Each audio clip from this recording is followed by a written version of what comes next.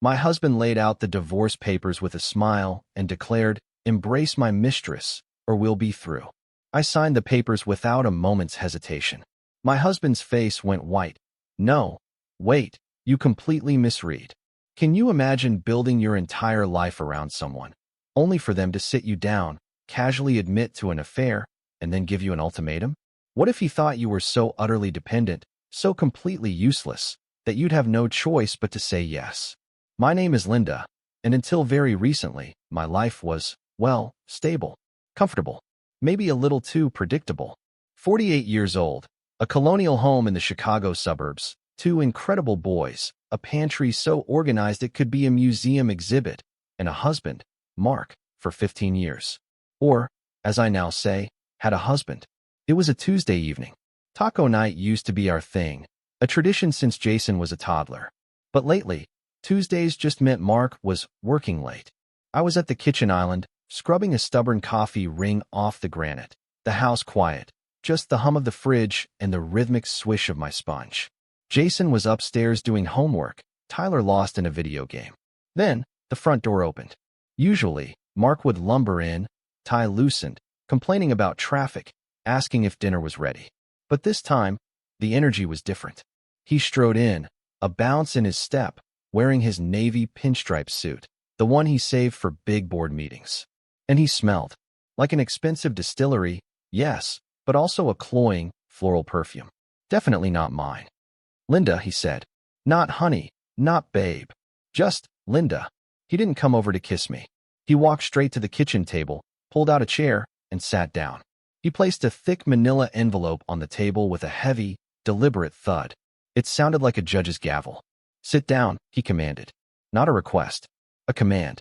I wiped my hands on a dish towel, my heart starting a slow, heavy thump in my chest. "Dinner's in the oven, Mark. Pot roast, your favorite." "Forget the pot roast." He waved a dismissive hand. "We need to discuss the future." I sat opposite him, the envelope lying between us like a loaded weapon.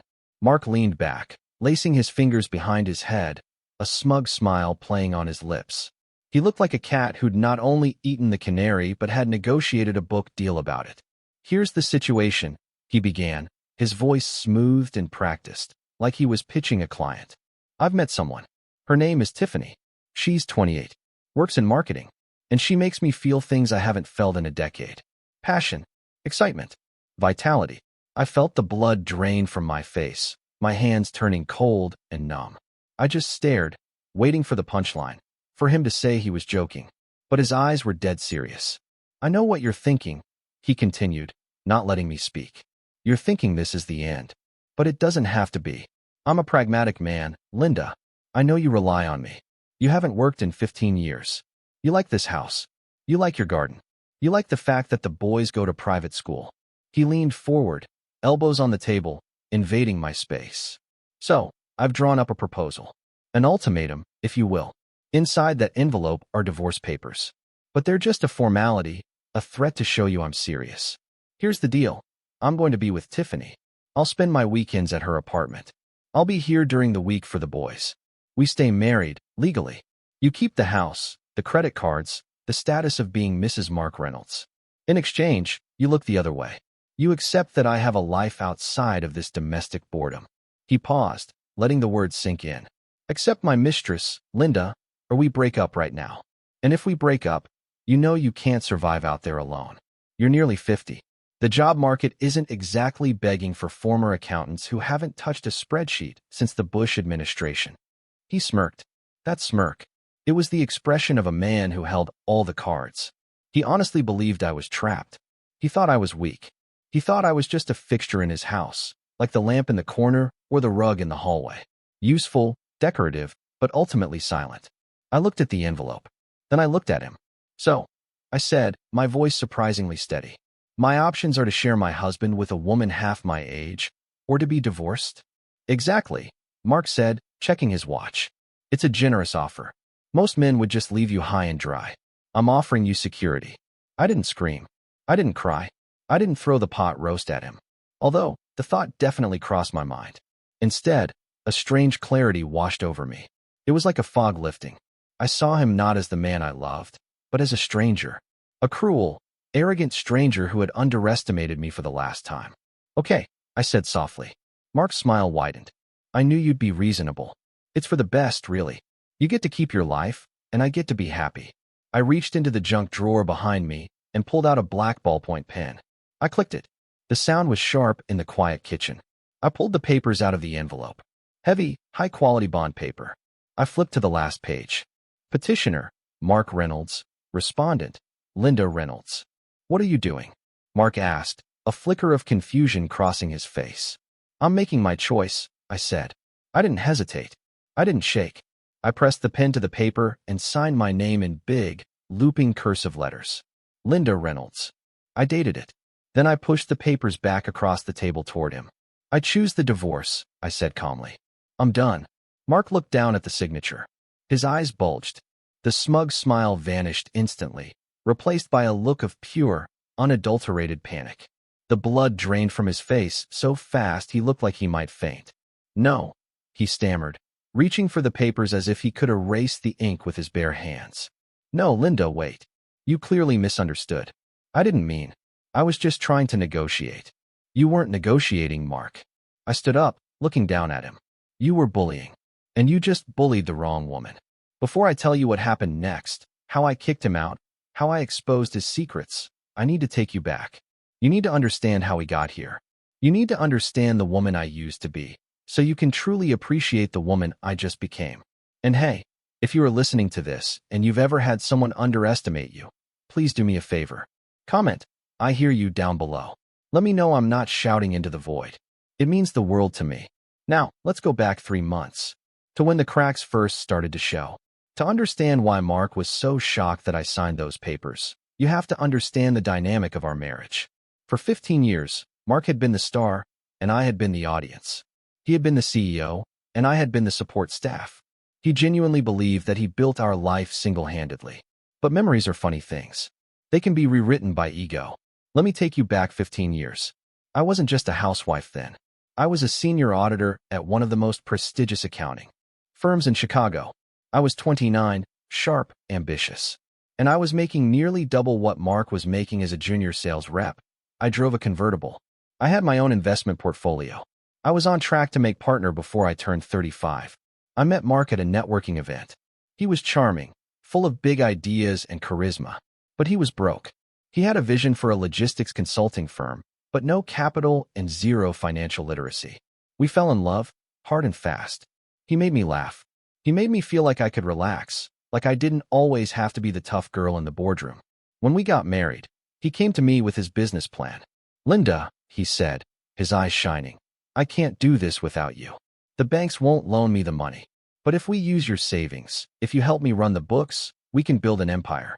But I need you focused on the home front so I can hunt for clients. Please trust me. It was a massive request. He was asking me to give up my career, my identity, my financial independence, to bet on his dream. And because I loved him, because I believed in us, I did it. I resigned. I cashed out my 401k to pay for the office lease. I used my inheritance from my parents, money that was supposed to be my safety net, to buy the servers and the software. For the first 5 years, I was the unseen engine of his success. I sat at our dining room table until 2 a.m., breastfeeding Jason with one arm and doing Mark's payroll with the other. I caught tax errors that would have bankrupted him. I negotiated with vendors to lower costs. I was his CFO, his HR department, and his janitor, all for a salary of $0. I remember one night specifically. Mark had just landed his first big contract. He came home with a bottle of champagne. We drank it out of coffee mugs because we hadn't run the dishwasher. I couldn't have done this without you, Lynn, he whispered, kissing my forehead. This is our victory. You're my partner in everything. I held on to those words. I cherished them. But as the company grew, Mark's memory faded. Once the money started really rolling in, he hired a real accounting firm. He hired a flashy HR director. He slowly pushed me out of the business operations. You shouldn't have to worry your pretty head about numbers anymore, he told me one day, taking the files out of my hands. Just enjoy the life I'm giving you. Go to the spa. Take care of the boys. It sounded like kindness, but it was a demotion. The we became I. I bought this house. I paid for that vacation. My money. He conveniently forgot that his money grew from the seed of my sacrifice. He started treating me less like a partner and more like an employee he couldn't fire. The shift became undeniable about 3 months ago. We were at an industry awards dinner. Mark was receiving the Entrepreneur of the Year award.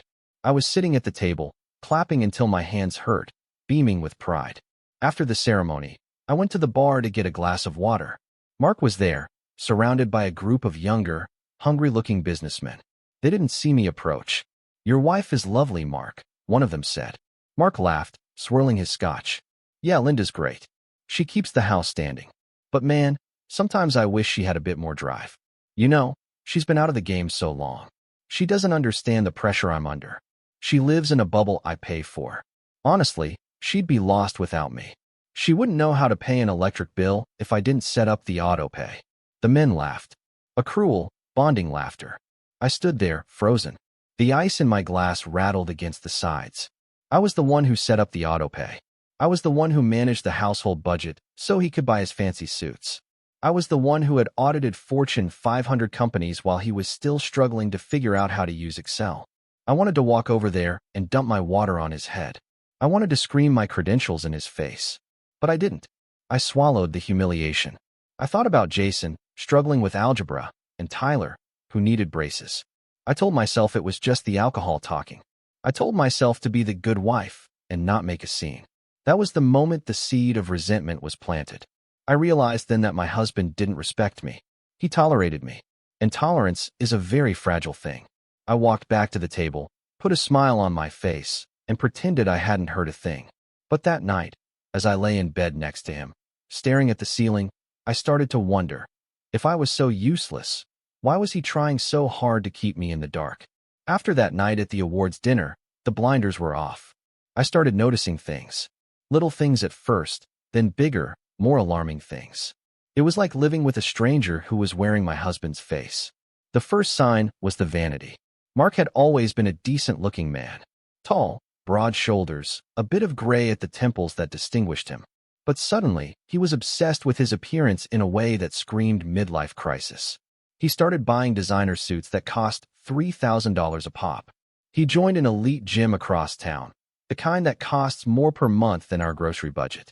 He claimed he needed to network while he worked out, even though he had a perfectly good treadmill and weights in the basement. Then came the scent. Mark had worn the same cedarwood aftershave for 10 years. I loved it. It smelled like home. But one Tuesday, he came home smelling like a walking department store perfume counter. It was musky, heavy, and undeniably trendy. "You changed your cologne?" I asked, leaning in to sniff his shirt collar as he dodged my hug. "God, Linda, stop sniffing me like a bloodhound," he snapped, pulling away. "It's savage. All the guys at the office are wearing it. Can't a man update his style without an inquisition?" "I was just asking," I said, hurt. "Well, stop asking. You're suffocating me," he muttered, heading upstairs to shower immediately, which was another new habit. He used to come home and crash on the couch. Now, he went straight to the shower to scrub away the day or the evidence. Then there was the phone guarding. This was the classic cliché, but it was shocking to see it happen in real life. Mark used to be careless with his phone. He'd leave it on the kitchen island, face up, while he went to play catch with the boys. I knew his passcode, 1234. Simple. Now, the phone was glued to his palm. If he went to the bathroom, the phone went with him. If he took out the trash, the phone was in his pocket. He even installed a privacy screen protector so I couldn't see the notifications even if I was sitting right next to him. One evening, we were watching a movie. His phone buzzed on the coffee table. Instinctively, I reached for it to hand it to him. "Don't touch it," he yelled, snatching it so fast he knocked over a bowl of popcorn. I pulled my hand back as if I'd been burned. The boys looked up from their iPads, eyes wide. "Work security protocols," Mark muttered, his face flushing red. "Client confidentiality. If you enter the wrong passcode, it wipes the data. I can't risk it." "I wasn't going to unlock it, Mark. I was just handing it to you. Just let me handle my own devices," he grumbled. But the moment that truly shattered my denial, the moment I knew this wasn't just a phase, happened 2 weeks ago. It was a Sunday morning. Mark was golfing, or so he said. I was cleaning out his car, the luxury sedan he insisted on leasing. He treated the car like a dumpster, leaving coffee cups and wrappers everywhere. I was vacuuming under the passenger seat, jamming the nozzle into the tight space between the seat and the center console. I heard a rattle, something plastic being sucked up but getting stuck. I turned off the vacuum and reached my fingers into the crevice. I pulled out a small, glittering object. It was an earring. Not a diamond stud, not a classy pearl like the ones I wore. It was a long, dangly thing with cheap rhinestones and a bright pink feather. It looked like something a teenager would buy at a mall kiosk. It was tacky. It was loud. And it was definitely, absolutely not mine. I sat there in the driver's seat of my husband's car, holding that cheap piece of jewelry in my trembling palm. The sun was beating down through the windshield, but I felt freezing cold. My stomach dropped to my feet. When Mark came home, tossing his golf bag into the corner, I was waiting in the kitchen. I held the earring up. "Mark, who's this?" He didn't even flinch. He didn't look guilty. He looked annoyed.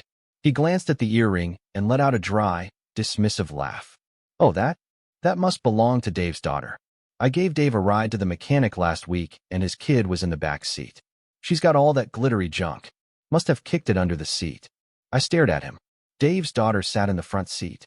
I asked, my voice tight. "Because I found this deep under the front passenger seat. She probably threw it up there. Who knows? Kids do weird stuff. Why are you obsessing over trash?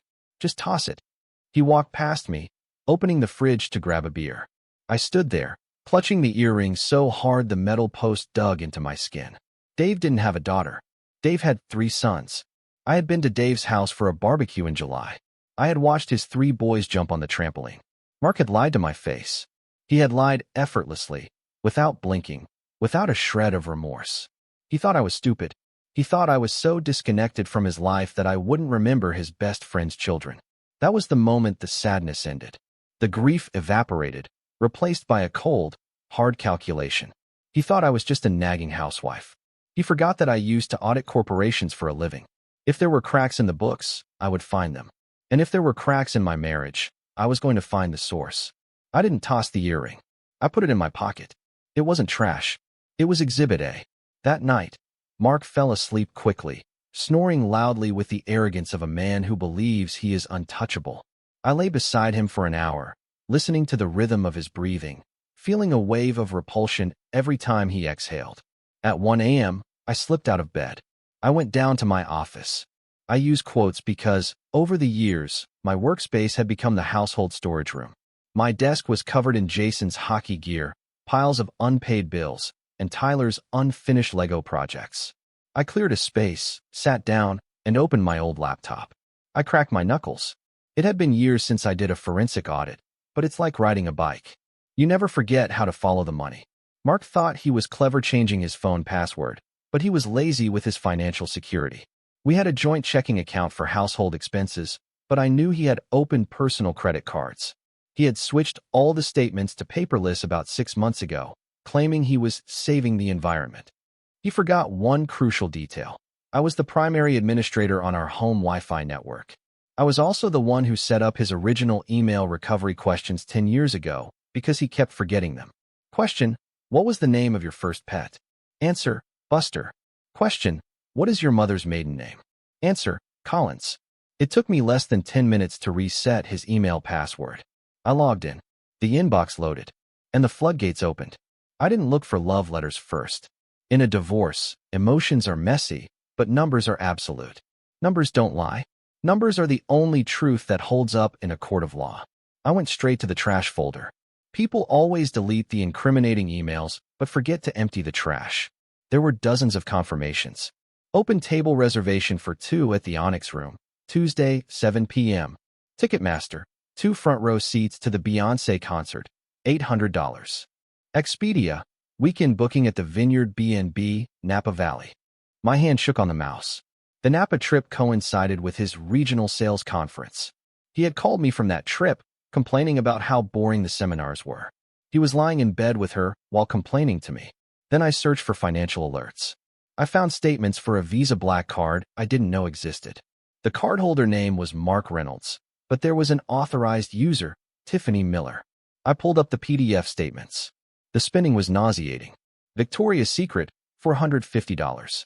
Sephora, $300. Tiffany & Company, the jewelry store, not the mistress, $2,200. I felt sick, physically sick. I looked at the dates. The jewelry purchase was on our anniversary. He had given me a card. Just a card. He had told me things were tight this year because of the market downturn. But then I found something that made the room spin. I had to grab the edge of the desk to keep from falling off my chair. I logged into our investment portfolio. Mark handled the trades now, but my name was still on the account. I navigated to the sub-accounts labeled Jason College Fund and Tyler College Fund. These were sacred accounts. We had started them when the boys were born. I had put every cent of my inheritance into them. Mark's bonuses went there. It was supposed to be their future, tuition, dorms, books. I clicked on Jason's account. It should have had nearly $85,000 in it. The balance read $41.12. I gasped, a strangled sound escaping my throat. I clicked on Tyler's account. Balance, $1,500. Gone. Over $100,000. Gone. I checked the transaction history, my eyes blurring with tears of rage. Large withdrawals had been made over the last 6 months. Wire transfers. Wire transfer, $15,000. Recipient, Tiffany Luxury Apartments, LLC. Memo, security deposit and lease. Wire transfer, $8,500. Recipient, Diamond District Jewelers. Wire transfer, $5,000. Date, October 12th. I stared at that date. October 12th was Tyler's birthday. Mark had told Tyler, "Sorry, buddy. Daddy's work is slow. We can't do the big Disney trip this year. Maybe next time." He had looked our 10-year-old son in the eyes, watched his face fall with disappointment, and pleaded poverty. And on that exact same day, he had wired $5,000 to his mistress. The rage that filled me wasn't hot. It wasn't the fiery anger of a scorned woman. It was ice cold. It was the absolute zero of a mother whose cubs had been attacked. He hadn't just cheated on me, that I could survive. He had stolen from our children. He had looted their future to pay for a studio apartment for a 20-something girl who liked pink feathers. This was financial abuse. This was fraud. This was embezzlement of marital assets. I didn't close the laptop. I started downloading.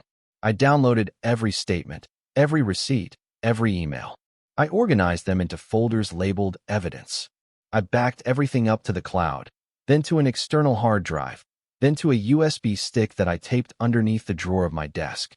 I sat there in the dark, the blue light of the screen illuminating my face. I looked at the photo of Mark and me on the desk, taken 10 years ago on a beach vacation. I picked it up and placed it face down. He thought he was dealing with a housewife. He thought he was dealing with a woman who didn't understand finance. He forgot that I was the one who taught him how to read a balance sheet. I wasn't just going to divorce him. I was going to destroy him. I was going to leave him with nothing but his cheap cologne and his lies. I wiped my tears. I had work to do. Before I could execute my plan, I needed to check one last box. I needed to see if there was anyone in Mark's corner who still had a moral compass. I needed to know if I had any allies in this family. I called Martha, Mark's mother. Martha lived in a pristine condo downtown. She was the kind of woman who wore pearls to the grocery store and believed that appearances were the only currency that mattered. We had always had a strained relationship. She thought I was too career-focused when I was working, and then too dowdy when I became a housewife. I could never win. But she was a grandmother. She loved Jason and Tyler. Surely, if she knew her son was robbing her grandsons blind, she would be outraged. I invited her over for tea 2 days after finding the bank statements. I sent the boys to a movie so we could talk privately. Martha arrived, looking immaculate in a cream Chanel suit, scanning my living room for dust as she walked in. "The hydrangeas out front look a bit wilted, Linda," was her greeting. "You really need to water them more." "Hello to you too, Martha," I said, leading her to the kitchen. I poured her Earl Grey tea into the good china. I didn't beat around the bush.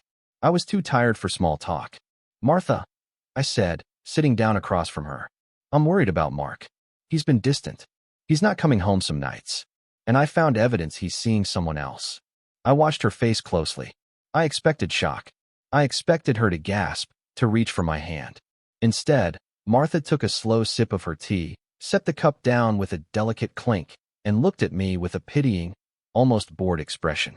"Oh, Linda," she sighed, adjusting her pearl necklace. "Don't be so naive." I blinked. "Excuse me. Mark is a successful man," she said, as if explaining gravity to a toddler. "He is under immense pressure. He runs a company. He provides this lavish lifestyle for you. Men like him have needs. They need an outlet. Sometimes they wander. It's not personal. It's just biology. I stared at her, my mouth slightly open. Not personal, Martha.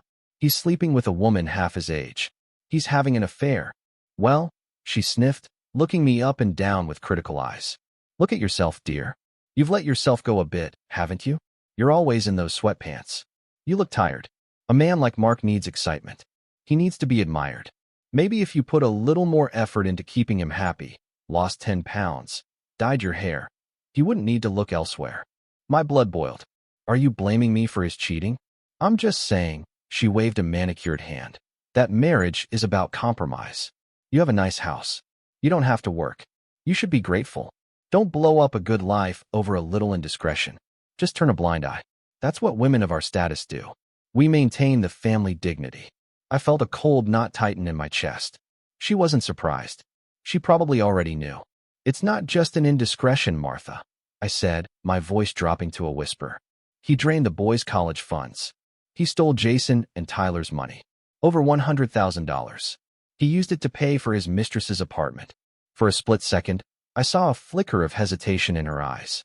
Her hand paused on her teacup, but then the mask slammed back into place. I'm sure he has a plan to put it back, she said stiffly. Mark is good with money. You're probably misreading the statements. You always were too dramatic about numbers. Besides, Jason is smart. He can get a scholarship. Mark deserves to spend his money how he sees fit. She stood up, brushing imaginary crumbs off her skirt. My advice, fix your hair, cook him a nice dinner, and stop snooping. You'll thank me later. Don't be the bitter ex-wife, Linda. It's not a good look on you. As she walked out of my house, her heels clicking on the hardwood, I realized the rot went deep. Mark wasn't an anomaly. He was a product of his upbringing. He had been raised to believe he was the center of the universe, and any woman in his orbit existed solely to serve him. Martha was an enabler. She was a co-conspirator in my misery. She would sacrifice her own grandson's future to protect her son's ego. I locked the door behind her and leaned against it, taking a deep breath. I was completely alone. My husband was a thief, my mother-in-law was an accomplice, and my marriage was a lie. But realizing I was alone was the most liberating feeling I'd had in years. I didn't have to consult anyone. I didn't have to compromise. I didn't have to be nice anymore. I walked back to my office and printed 2 copies of every single document I had found. One set for my lawyer, Sarah, whom I had secretly retained that morning, and one set for the special surprise I was planning for Mark. Martha wanted me to fix my hair. Fine. I'd fix my hair. I'd put on my war paint. And then I'd show her exactly what a dramatic woman could do to her precious son's reputation. Let's go back to the kitchen table, where the ink on the divorce papers was still drying. Mark was staring at me, his face a mask of pure terror. The arrogant smirk was gone, replaced by the look of a man who realizes he has just stepped off a cliff he didn't know was there. You signed it, he whispered, his voice cracking. Linda, stop. I was trying to make a point. I didn't actually want a divorce. I was bluffing. I stood up, towering over him as he slumped in his chair. I felt 10 feet tall. You gave me a choice, Mark. Accept your mistress or break up. I chose to break up. You should be happy. You're free. Go be with Tiffany. Go find your vitality. But the house, he stammered, looking around the kitchen as if seeing it for the first time. The boys, Linda, be reasonable. You can't survive without me. You don't have a job. Who is going to pay the bills? Who is going to fix the car? I laughed. It was a cold, sharp sound. I fixed the dishwasher last week while you were working late. I balanced our budget for 15 years. I think I can manage. No, this is my house. Mark stood up, his face flushing red, trying to regain some dominance. I pay the mortgage. You can't just kick me out. Actually, I corrected him, my voice razor sharp. The deed is in both our names. But I have some news for you. While you were busy buying Tiffany that diamond pendant with Tyler's birthday money, I was busy hiring a lawyer. My lawyer, Sarah, filed an emergency motion this morning, based on documented proof of your adultery and, more importantly, financial fraud, specifically the embezzlement of our children's custodial accounts. The judge granted a temporary exclusive occupancy order. You are to vacate the premises immediately to prevent further dissipation of marital assets. Dissipation of assets? Mark repeated, looking like he was going to be sick. You looked at the accounts? I looked at everything, Mark. The apartment lease, the jewelry, the Napa trip. I have it all. I walked over to the hallway closet. And because I'm efficient, unlike you, I saved you the trouble of packing. I opened the closet door. Inside were 2 large suitcases bulging at the seams. I had packed them that morning while he was in the shower. I dragged them out and kicked them toward him. They slid across the hardwood floor and hit his expensive Italian shoes with a satisfying thud. "What is this?" he asked, looking at the bags with horror. "Your clothes, your shoes, your toiletries. And, of course, that new cologne you love so much," I said. "Get out." "You can't do this," he shouted, his voice rising. "This is insane. You're reacting emotionally. I am reacting legally," I said. "If you don't leave in the next 5 minutes, I call the police. And I don't think you want a squad car parked out front. What would the neighbors think? What would your clients think?" Mark looked at me, his eyes darting between the door, the papers, and my face. He saw something in my eyes he had never seen before: resolve. He realized that the doormat he had walked on for 15 years had suddenly turned into a bed of nails. He tried to switch tactics. The anger vanished, replaced by a slippery, desperate charm. He stepped toward me, reaching out a hand. "Baby, listen," he cooed. "I messed up. Okay, I messed up big time. But we can fix this. You know I love you. Tiffany means nothing. She's just a fling, a midlife crisis thing. It's over. I'll end it today. Just, let's talk about this." I swatted his hand away. "She meant enough for you to steal from your own children. She meant enough for you to humiliate me. It's too late, Mark. I was your husband," he pleaded. "You were," I said. "Now you're a liability. And Mark, I'm a much better accountant than you are a liar." I pointed to the door. "Out. Now." He looked at my face and saw that the door to reconciliation wasn't just closed. It was bricked over. He grabbed the suitcases, his knuckles white.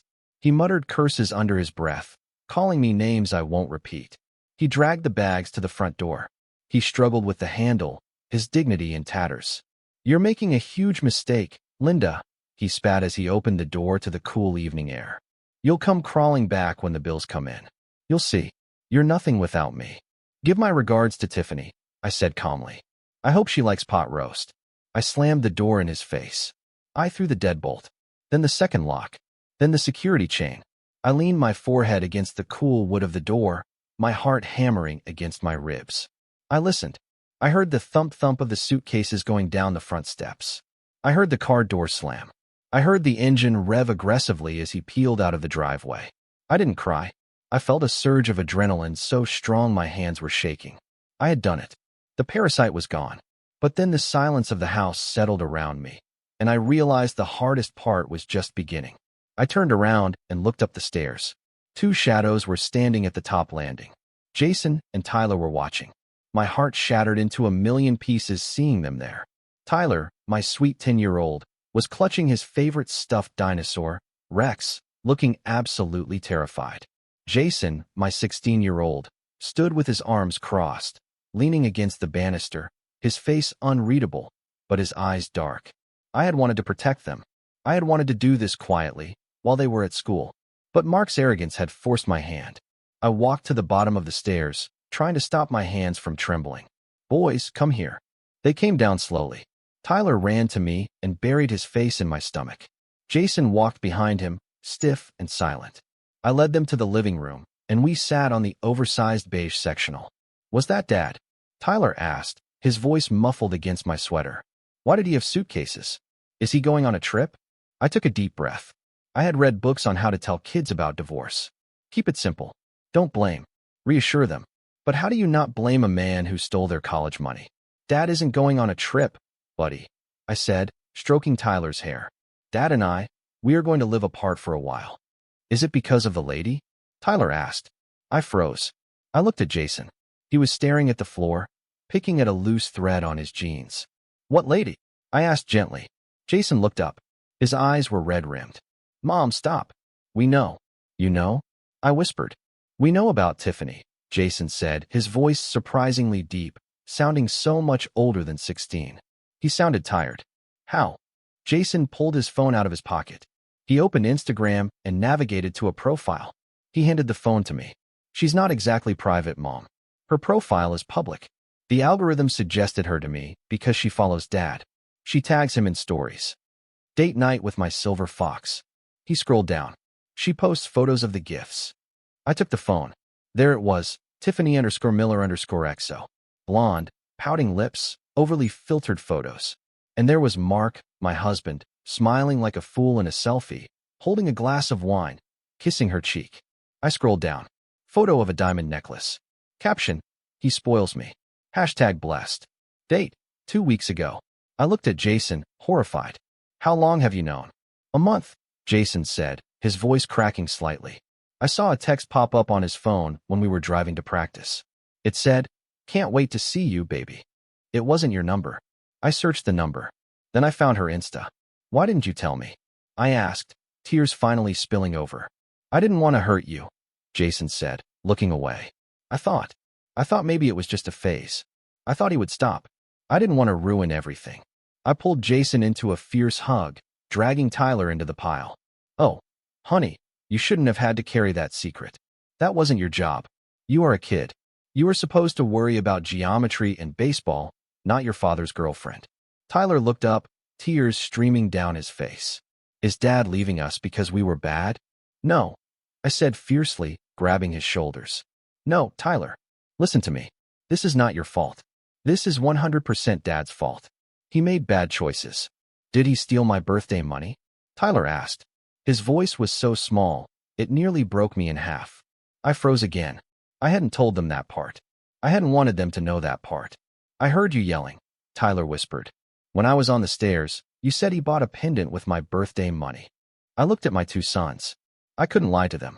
Mark had lied to them enough for both of us. Yes, sweetie, I said, my voice shaking with suppressed rage. He did. He took money from your savings accounts. But listen to me closely. I promise you. I swear on my life, I am going to get every single cent back. I will work day and night. I will fight him in court. You will go to college. You will have what you need. Mom is going to fix this. Tyler buried his face in my chest and started to sob. I hate him. I hate him. Jason looked at the window where Mark's car had driven away. His jaw was set tight, a muscle jumping in his cheek. He tried to text me just now, Jason said quietly. What did he say? He said you were having a mental breakdown. He said you were hysterical and that we should pack a bag and come with him to the apartment. And what did you think? I asked, holding my breath.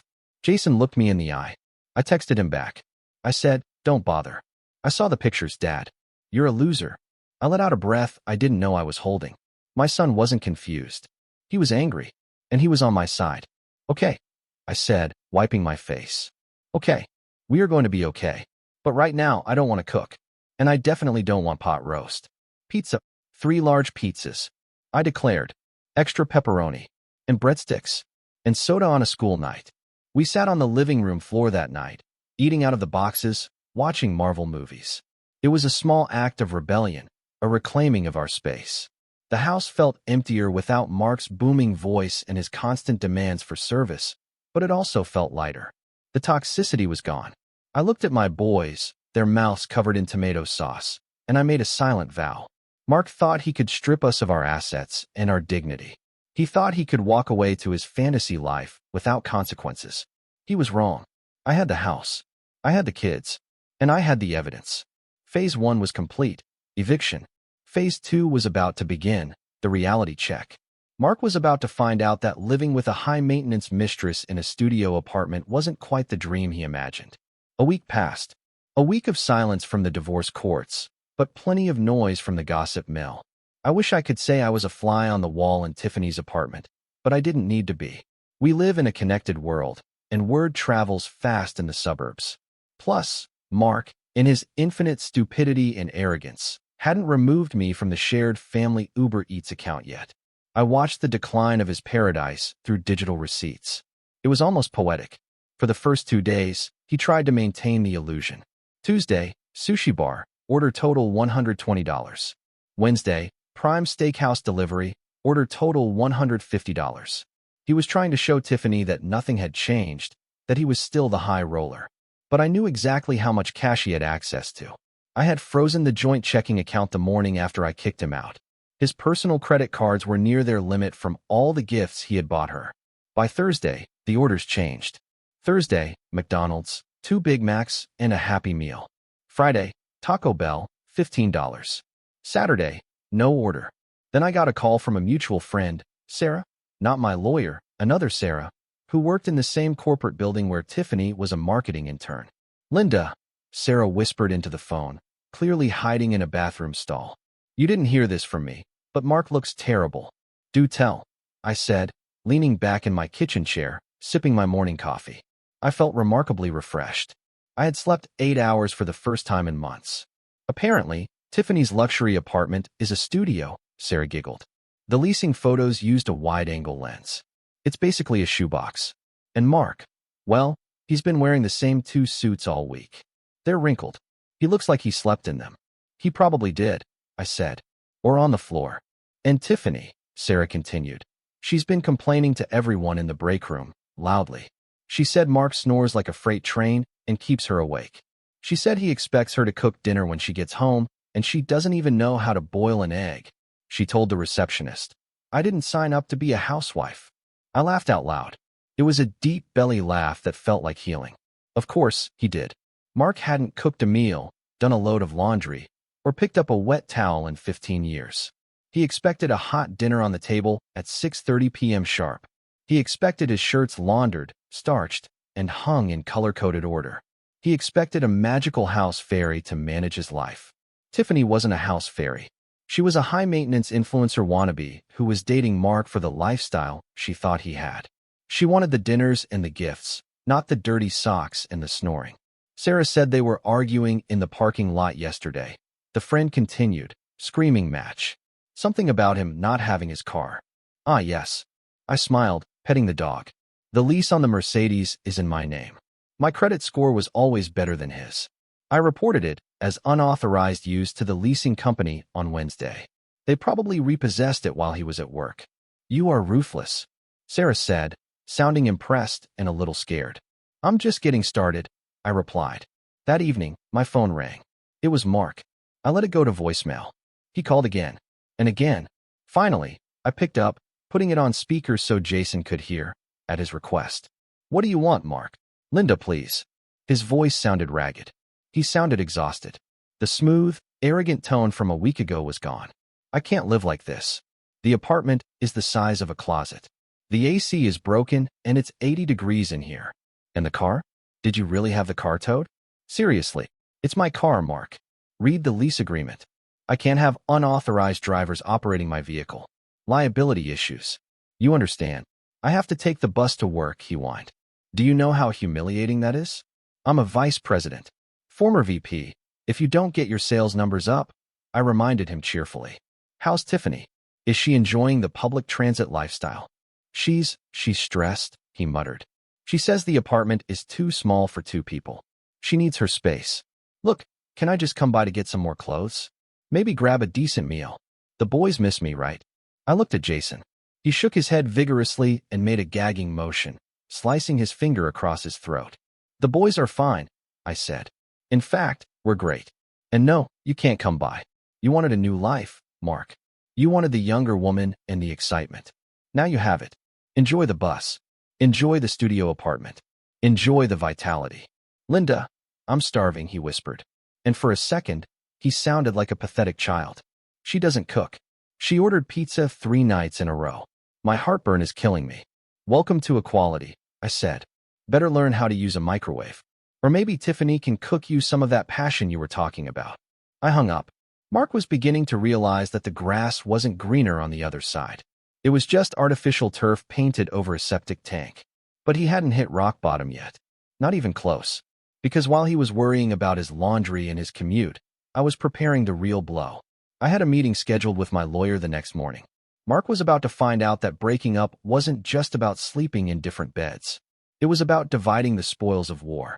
And then there was a new rumor starting to circulate. A rumor that Tiffany had started. Something about a baby. Mark was desperate. Tiffany was greedy.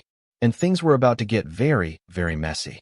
The morning of our first legal mediation meeting, the sky was a bruised purple, threatening a storm that never quite broke. It felt appropriate. I sat in the conference room of Sarah's law firm, a sleek, glass-walled office that smelled of lemon polish and billable hours.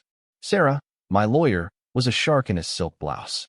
She had reviewed the files I downloaded, the evidence folder, and her only comment had been a low, impressed whistle. "He's dead in the water, Linda," she had said. "But expect him to thrash. Narcissists don't go down quietly." Mark arrived 10 minutes late. He walked in with a lawyer who looked like he advertised on the back of a bus bench. Mark was wearing one of his older suits, wrinkled at the elbows, and he looked tired. His eyes were bloodshot, and he had a nervous tick in his jaw I hadn't seen since the recession of 2008. He didn't look at me. He sat down, opened a frantic-looking folder, and let his lawyer speak. "My client," the lawyer began, his voice nasal and irritating, "is seeking a 50-50 split of all marital assets, including the marital home. Furthermore, given that Mr. Reynolds is currently experiencing temporary housing instability, he is requesting spousal support until his living situation stabilizes." I almost choked on my water. Spousal support? From me? The woman whose inheritance he had pillaged? Sarah didn't blink. "Mr. Reynolds is currently employed as a VP. Mrs. Reynolds has been a homemaker for 15 years. In what universe does she owe him support? In a universe where she has a substantial inheritance trust and he has expenses," Mark's lawyer said. Mark finally looked at me. There was a desperate, malicious glint in his eyes. "We know about the trust fund, Linda. I know your parents left you more than what you put into the company. I want half. It's marital property, commingled assets." "It's not commingled," Sarah cut in sharply. "It's in a separate trust. But let's talk about what is commingled. Let's talk about the $100,000 missing from the children's custodial accounts." She slid a piece of paper across the table. It was a spreadsheet I had created, color-coded and terrifyingly accurate. It showed every transfer to Tiffany Miller and luxury vendors. Mark turned pale. He grabbed the paper, his hands shaking. This is an invasion of privacy," he sputtered. "She hacked my accounts." "She accessed her own accounts and accounts where she is a guardian," Sarah corrected.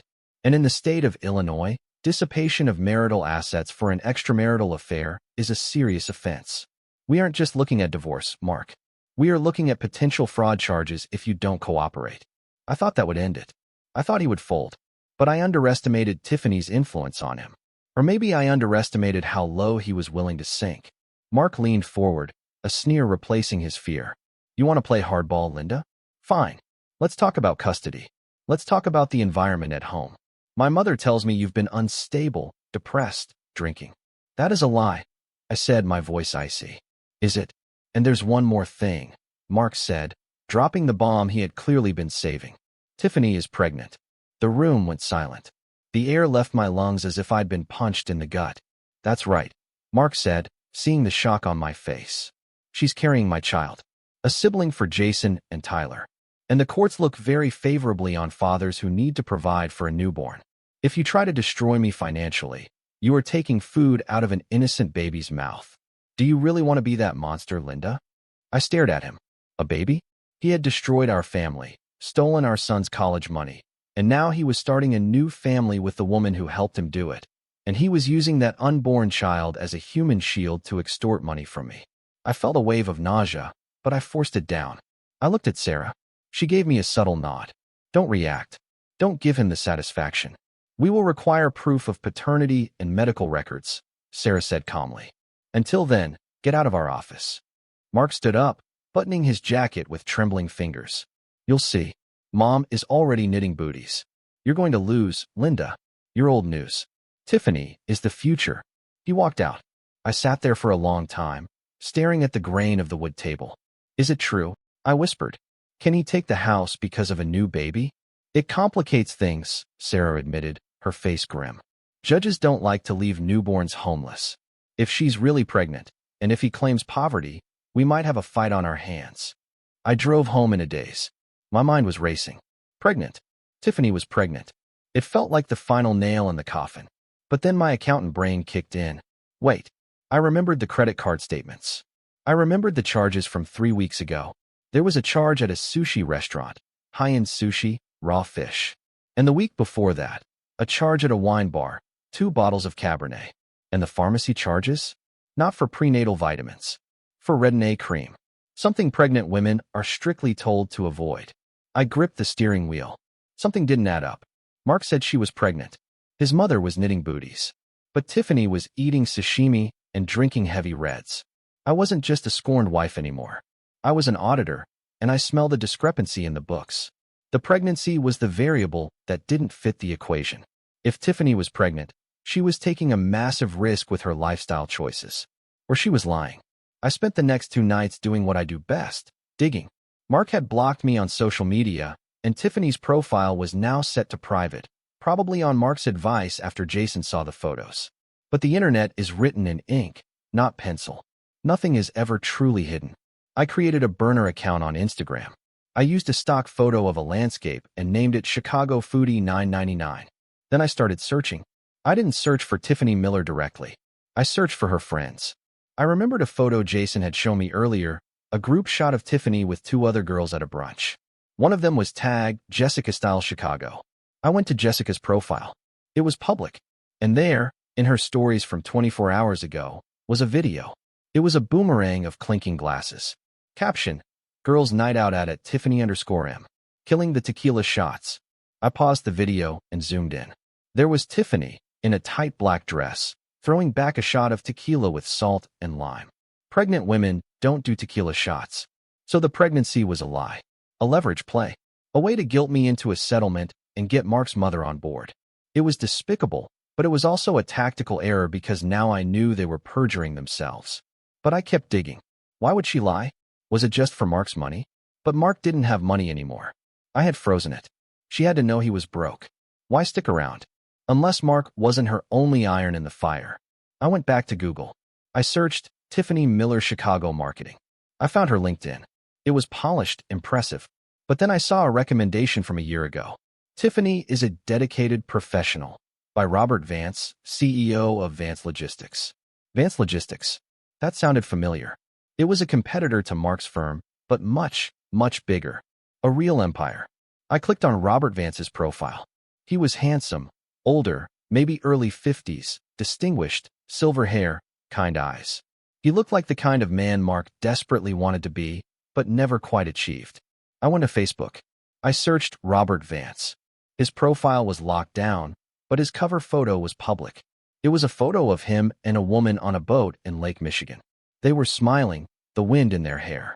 The woman was wearing a wide-brimmed hat and sunglasses, but I recognized that chin. I recognized that smile. It was Tiffany. My heart stopped. I stared at the screen. Were they dating? Was she cheating on Mark with this Robert guy? I zoomed in on the photo. I looked at Tiffany's left hand, resting on Robert's chest. There was a ring, a massive pear-shaped diamond ring, and a wedding band. I felt a shiver run down my spine. I opened a new tab and searched Robert Vance marriage license. Cook County. Nothing. I tried Robert Vance marriage announcement. And there it was, a small blurb in a society column from 3 years ago. Tech magnate Robert Vance weds Tiffany Miller in private ceremony in Tuscany. They were married. Tiffany wasn't Mark's girlfriend. She wasn't his mistress.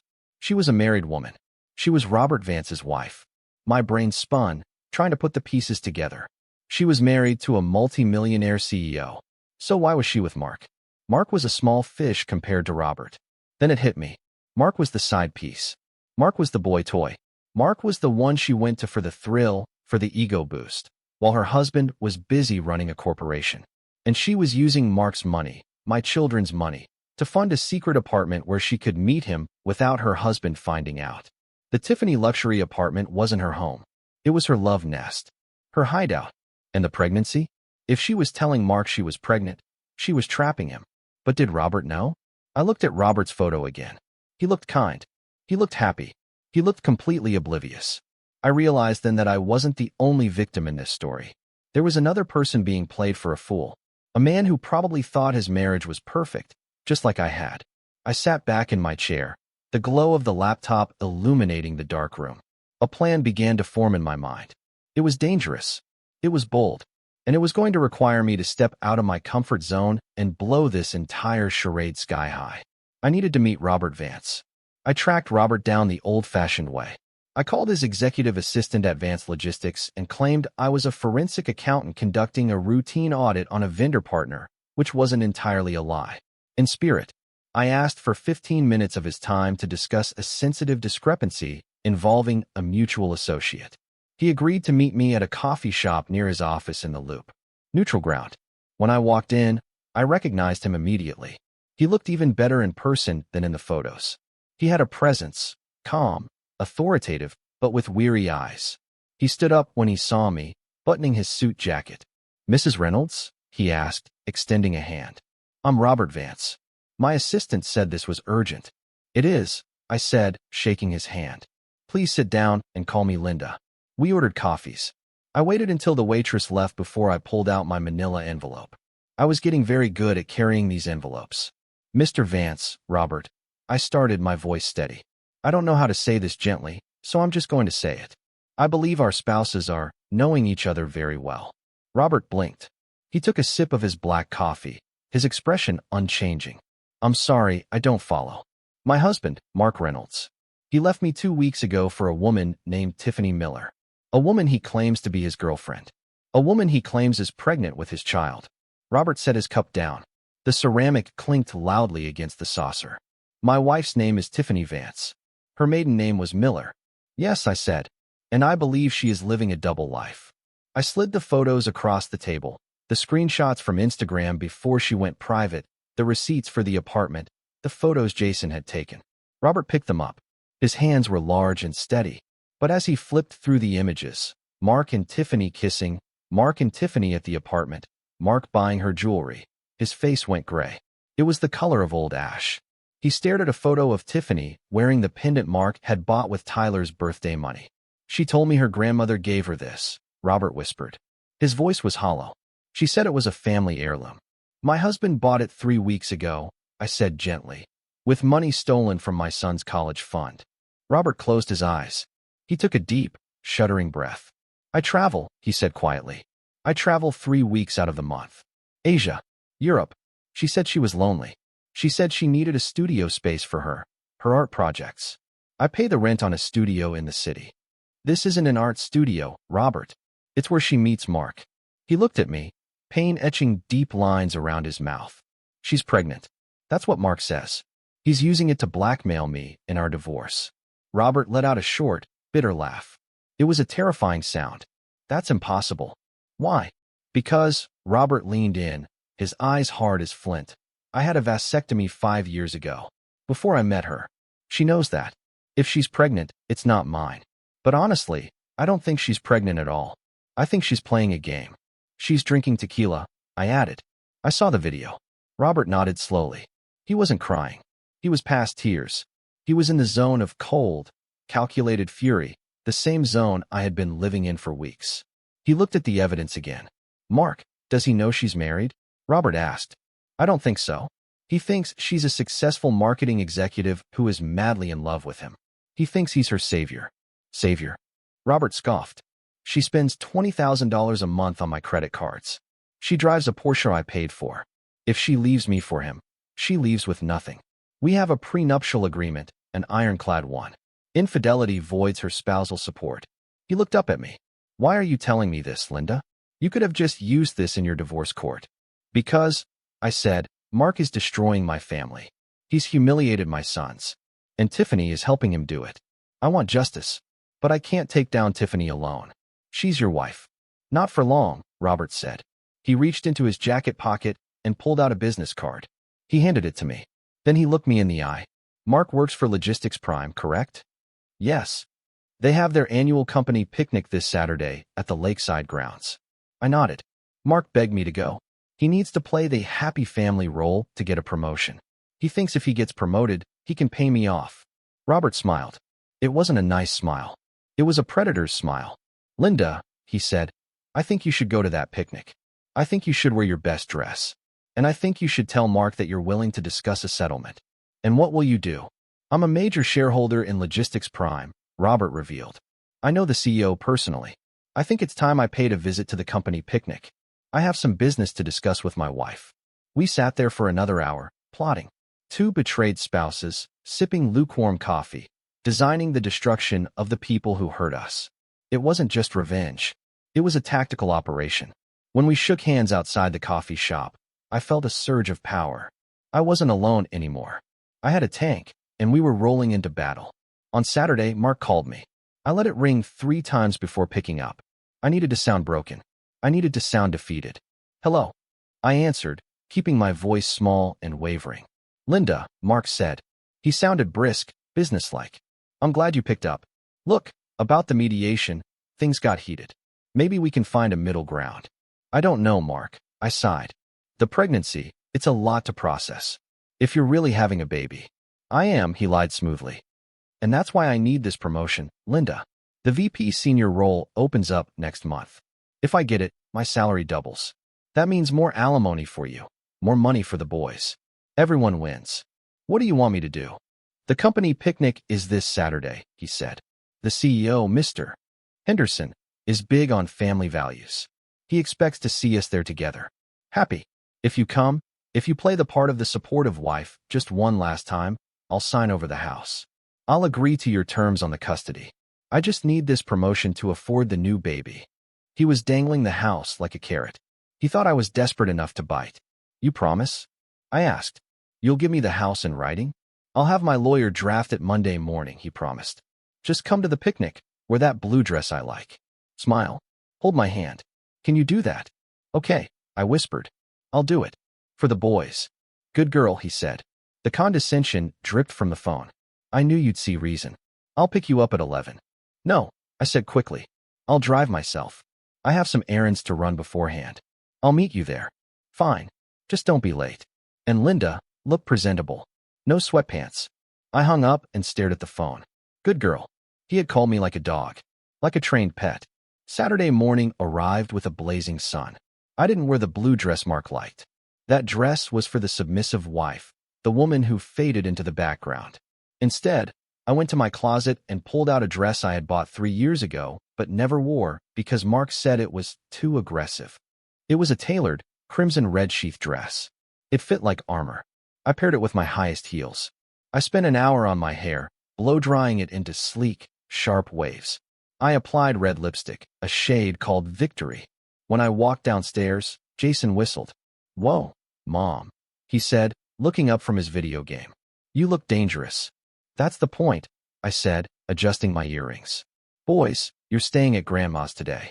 Not Martha, my mother, who lived an hour away. I don't want you to see this. See what? Tyler asked. Justice, I said. I drove to the picnic grounds with the windows down, letting the wind mess up my hair just a little. I wanted to look like I was arriving from a life that was vibrant and full, not a woman who had been crying in a pillow. My phone buzzed. A text from Robert. Message, ETA 12:30. The cavalry is coming. Stay strong. I parked the car. I could smell the charcoal of the barbecue grills and hear the murmur of corporate conversation. I took a deep breath. This was it. Mark wanted a show. I was going to give him a show. But it wasn't going to be a romantic comedy. It was going to be a tragedy, and he was the main character. I walked toward the entrance tent. I saw Mark standing near the coolers, holding a beer, laughing with his boss. He looked confident. He looked happy. He had no idea that in less than an hour, his entire world was going to burn to the ground. The Logistics Prime annual picnic was held at a sprawling lakeside park. It was the kind of event that screamed corporate forced fun. There were red and white checkered tablecloths, a bouncy castle for the kids that looked dangerously underinflated, and a DJ playing Celebration by Kool and the Gang at a volume that made conversation impossible. I scanned the crowd. It was a sea of polo shirts and khakis. Mark was standing near the very important person tent, chatting with Mr. Henderson, the CEO. When Mark saw me, his eyes widened.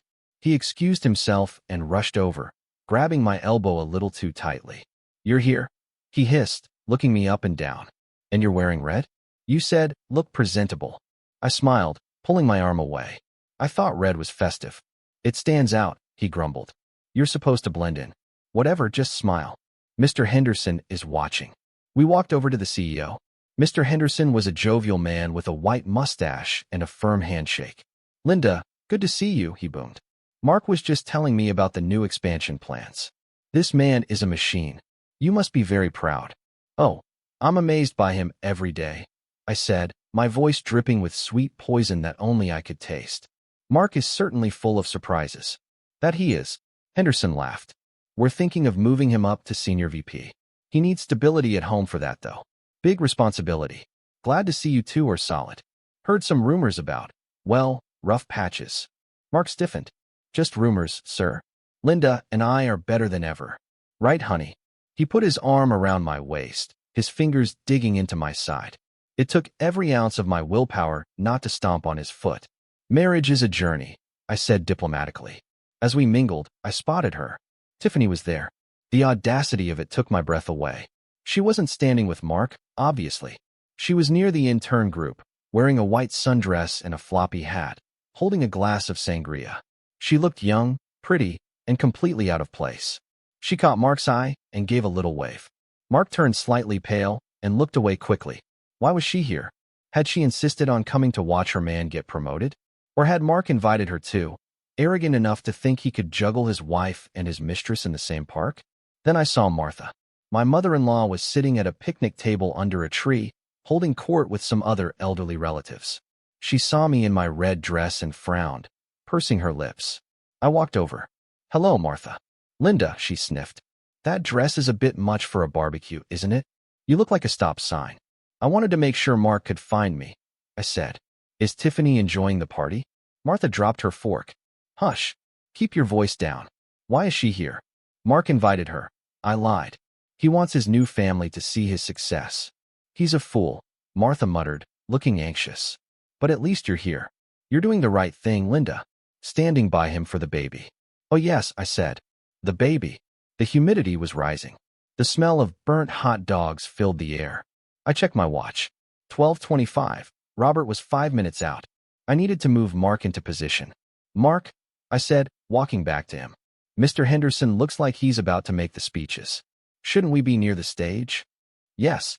Yes, Mark said, wiping sweat from his forehead. Come on, stand next to me. Look adoring. We moved toward the wooden gazebo that served as the stage. A microphone was set up. The music died down. Mr. Henderson stepped up to the mic, tapping it. Testing, 1, 2. All right, everyone. Gather round. The crowd shuffled in. Tiffany moved closer, standing near the edge of the crowd, beaming at Mark. Mark stood tall, puffing out his chest, ready for his coronation. We've had a great year at Logistics Prime, Henderson began. Record profits, record growth. And that's thanks to our leadership team. I looked toward the parking lot entrance. A black Escalade pulled up. Then another. Then a police cruiser. Mark didn't see them. He was too busy staring at the CEO. I want to recognize someone special today, Henderson said. Someone who has shown incredible drive. The doors of the Escalade opened. Robert Vance stepped out. He was wearing a charcoal suit, looking like a titan of industry. He was flanked by 2 men in suits, lawyers, and 2 uniformed police officers. They began to walk across the grass toward the gazebo. I felt a thrill of electricity shoot through me. The trap was sprung. Mark, I whispered. Someone is here to see you. Not now, Linda, he hissed. Now, I said, stepping back, separating myself from him. I think you really need to look. Mark turned. He saw the police. He saw the lawyers. And then he saw Robert.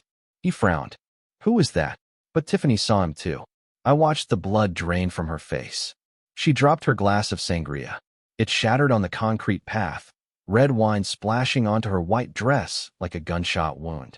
Robert, she whispered, loud enough for the people around her to hear.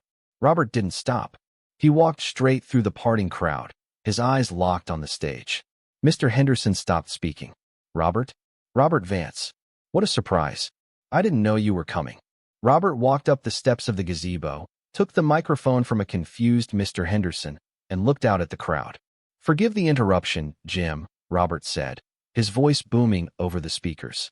But there is a crime in progress. Mark froze. He looked at me, then at Robert, then at Tiffany. The pieces were starting to click, but too slowly. I crossed my arms and smiled. It was time for the fireworks. The silence that fell over the park was absolute. Even the birds seemed to stop singing. 300 employees, their spouses, and children stared at the gazebo where Robert Vance stood like an avenging angel.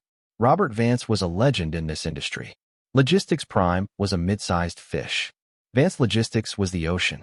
For him to show up unannounced was like Zeus descending from Olympus. Mr. Henderson looked bewildered. A crime? Robert? What are you talking about? Robert turned his gaze to Mark. Mark shrank back, his bravado evaporating like mist. I am here, Robert said, his voice calm but projected with lethal precision. To discuss an employee of yours, Mark Reynolds. A collective gasp rippled through the crowd. All eyes snapped to Mark. He looked like a deer in headlights, sweating profusely in his cheap suit. Me? Mark squeaked. I don't know you. No, Robert said. But you know my wife. Robert pointed a finger into the crowd. Tiffany Vance, stand up, please. Tiffany was trying to hide behind a large potted plant near the DJ booth. She looked like she wanted the earth to open up and swallow her whole. Tiffany, Mark whispered, looking at her. Tiffany Miller is my wife, Robert announced. We have been married for 3 years, and for the last 6 months, she has been financing a secret life with Mr. Reynolds, using my credit cards and my company assets. The murmurs turned into a roar. People were whispering, pointing. I saw Martha clutching her chest, her face turning a sickly shade of gray. But that's not all, Robert continued. In the process of investigating my wife's infidelity, I uncovered something that concerns your company, Jim. Robert motioned to one of the lawyers, who stepped up and handed a thick file to Mr. Henderson. Mr. Reynolds hasn't just been stealing from his own family, Robert said, looking directly at me for a split second, a nod of acknowledgement. He has been approving fraudulent invoices. He has been funneling logistics prime money into a shell company called TM Consulting, Tiffany Miller Consulting, to pay for their vacations, to pay for her apartment. Mr. Henderson opened the file.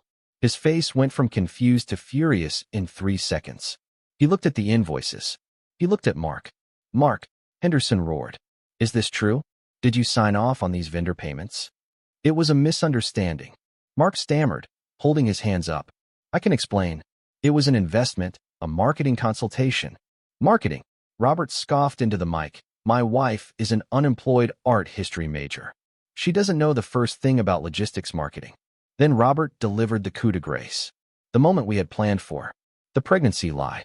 And finally, Robert said, looking at Mark with pure pity, I hear there is a rumor of a baby. A miracle child that Mr. Reynolds is expecting with my wife. Mark straightened up slightly. Yes, she's pregnant. That's why we need understanding. Robert shook his head slowly. He reached into his pocket and pulled out a folded piece of paper. He held it up. This is a medical record, Robert said. From my urologist, dated 5 years ago. I had a vasectomy. A successful one. And Tiffany, well, she has an IUD. We discussed it with her doctor last year. He paused for effect. There is no baby, Mark. She played you, just like you played your wife. The crowd erupted. Laughter, shock, cheers. Mark turned to Tiffany. You lied? But the booties. The nursery. Tiffany was sobbing now, mascara running down her face. I needed the money, Mark. You said you were rich. You said you'd leave your old wife, and we'd be rich. I'm broke. Mark screamed at her. I stole from my kids for you. And the old wife who caught you. I said, stepping forward, my voice cutting through the chaos, even without a microphone. Help you? I asked, my voice ringing out clear and strong. You want me to help you? Like I helped you build this career? Like I helped you hide your incompetence for 15 years? Like I helped you raise the sons you stole from? I reached into my purse and pulled out my own file. The forensic accounting of our family finances. I slapped it against his chest. He fumbled to catch it. I am done helping you, Mark. I am here to witness the consequences of your actions. I turned to Mr. Henderson. Jim, inside that file are the transfer records from our personal accounts, showing how he moved the stolen money. It matches the dates of your phantom vendor invoices. He was double-dipping, stealing from you to pay her, and stealing from us to pay her. Mr. Henderson turned purple. You're fired, Mark. Effective immediately. And you. He pointed at the police officers. Get him out of here before I press charges right now. Wait. Mark screamed as the officers moved in. I can fix this, Linda. Tell them we can work this out. The police grabbed his arms. He struggled, his suit jacket tearing at the shoulder. Tiffany, Mark yelled. Do something. Tiffany was busy trying to run away, but Robert's security team blocked her path. Robert stood over her, looking cold and distant. You'll be hearing from my lawyers, Tiffany, Robert said. The prenup is triggered. You get nothing. And the Porsche? It's being towed as we speak. Robert. Baby, please, she wailed, grabbing his sleeve.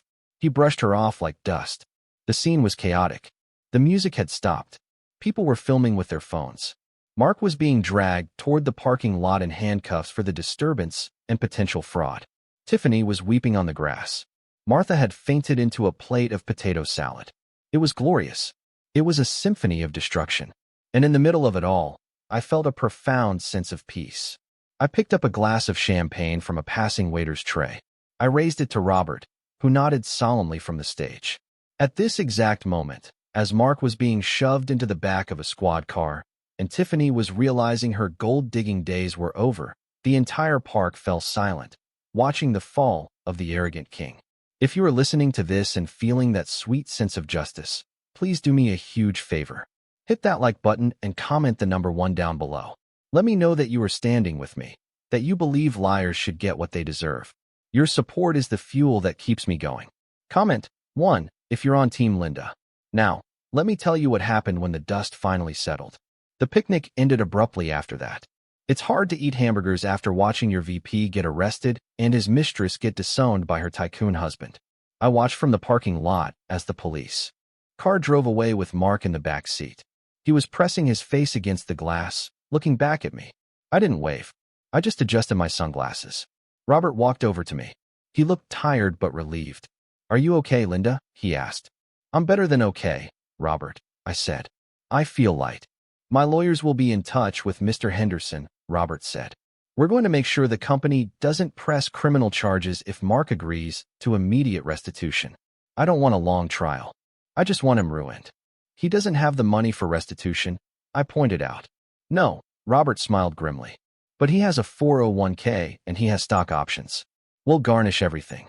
He'll be lucky if he can afford a bus ticket out of town." I looked over at Tiffany. She was sitting on the curb, barefoot. She had broken a heel trying to call someone. Probably her parents. Robert had already canceled her phone plan. I could see her staring at the screen in frustration as the calls failed. "What about her?" I asked. "I'm filing for an annulment based on fraud," Robert said. "She lied about her identity, her background, everything. She's going back to Kansas, or wherever she crawled out of. She's not my problem anymore." I got into my car, Mark's leased Mercedes, which I had reclaimed. I drove home in silence, but my mind was loud with victory. When I got home, the house was quiet. The boys were still at my mom's.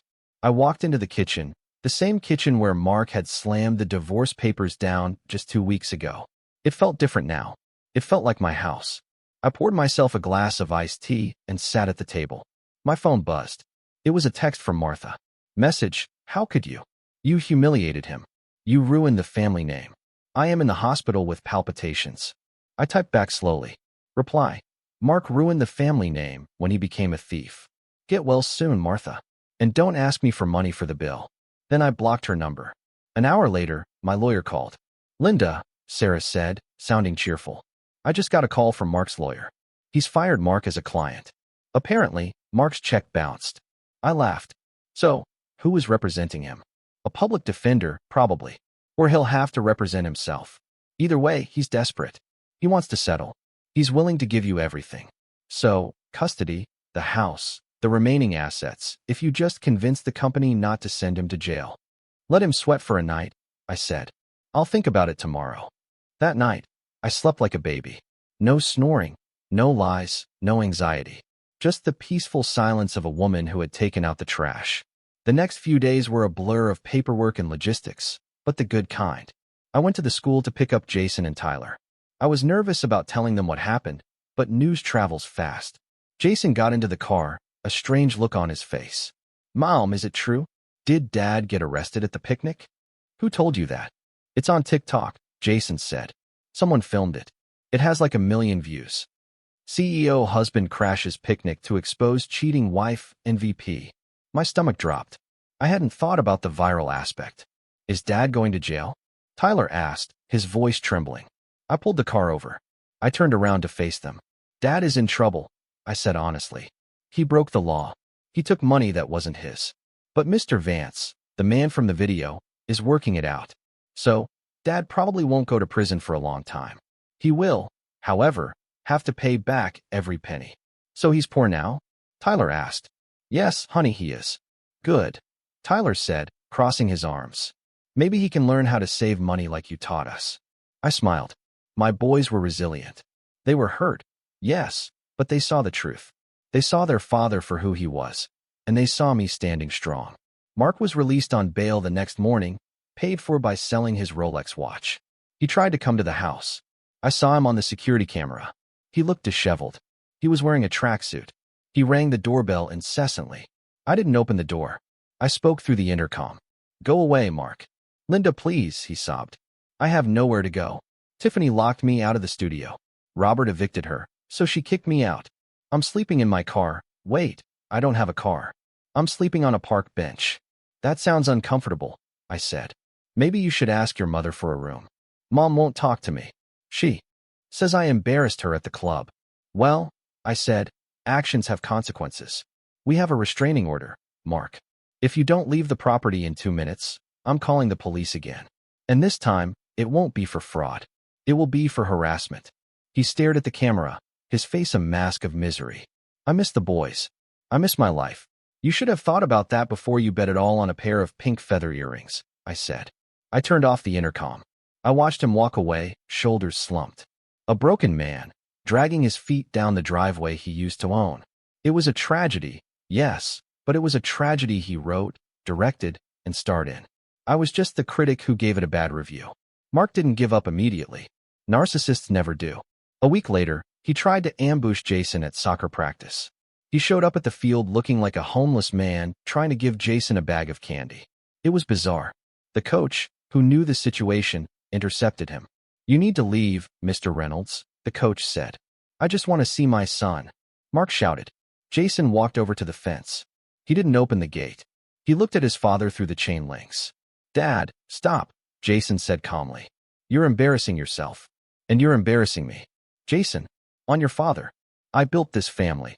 Mom built this family," Jason corrected him. "You just paid for the pizza sometimes. Go away, Dad. Get help. Get a job. Then maybe we can talk." Jason turned his back and walked back to the field.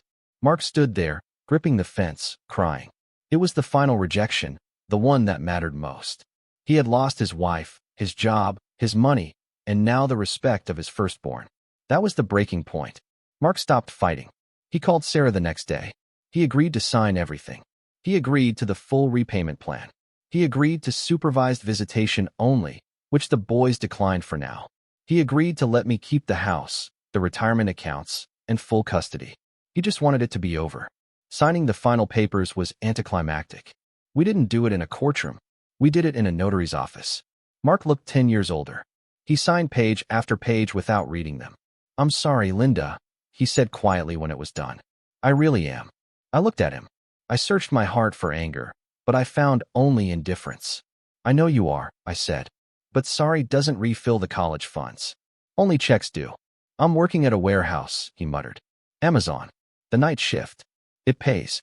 "Okay, I'll send the checks." "You do that," I said. I walked out of that office a free woman. The sun was shining. The air smelled sweeter.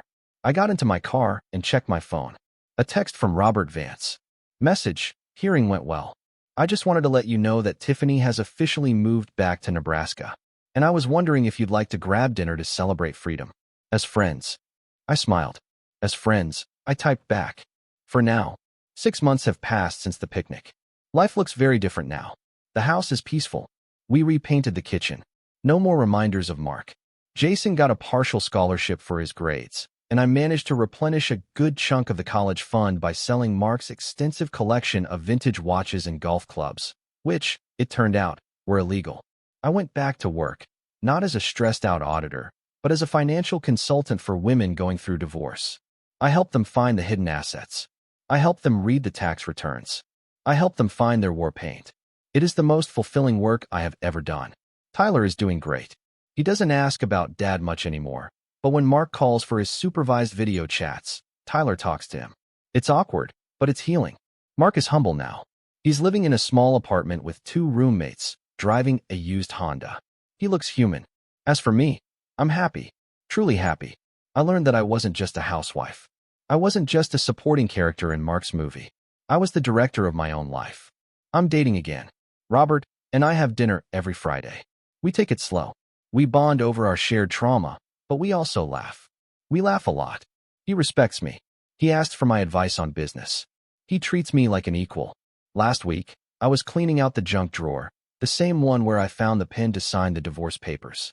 I found that cheap pink feather earring. I looked at it and smiled. I didn't throw it away. I put it in a small box on my desk. A reminder. A reminder that sometimes the worst thing that happens to you is actually the best thing.